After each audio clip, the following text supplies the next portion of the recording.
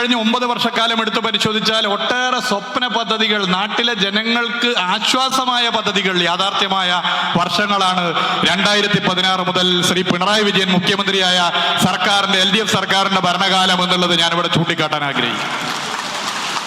ആ യാഥാർത്ഥ്യമായ പദ്ധതികൾ വളരെ എളുപ്പത്തിൽ യാഥാർത്ഥ്യമായതല്ല.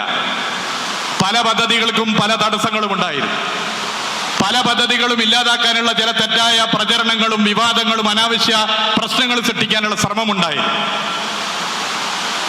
ആ പദ്ധതികളൊക്കെ യാഥാർത്ഥ്യമാകുമോ എന്ന് പ്രയാസത്തോടുകൂടി ജനം ആശങ്കപ്പെട്ട് നിൽക്കുന്ന ഘട്ടത്തിൽ, അത്തരം പദ്ധതികളുടെ വികസന പാതക്ക് മങ്ങലേൽക്കുന്നുവെന്ന് തോന്നുന്ന ഘട്ടത്തിൽ, ആ വികസന പാത ഇനി മുന്നോട്ട് പോകില്ലെന്ന് തോന്നുന്ന ഘട്ടത്തിൽ ഒരു തുരങ്കപാത ഒരുക്കുന്നത് പോലെ അത് യാഥാർത്ഥ്യമാക്കിയ ഭരണാധികാരിയുടെ പേരാണ് ശ്രീ പിണറായി വിജയൻ.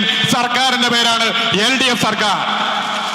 എത്രയെത്ര പദ്ധതികൾ നിശ്ചയദാർഢ്യത്തോടുകൂടി LDF സർക്കാർ ആ പദ്ധതികൾ ഈ കേരളത്തിൽ യാഥാർത്ഥ്യമാക്കി. അങ്ങനെ യാഥാർത്ഥ്യമാക്കിയ പദ്ധതികളുടെ പട്ടികയിലേക്ക് ഇതാ ഇന്ന് മുതൽ ഒരു പുതിയ പേര് കൂടി വരാൻ വേണ്ടി പോകുന്നു.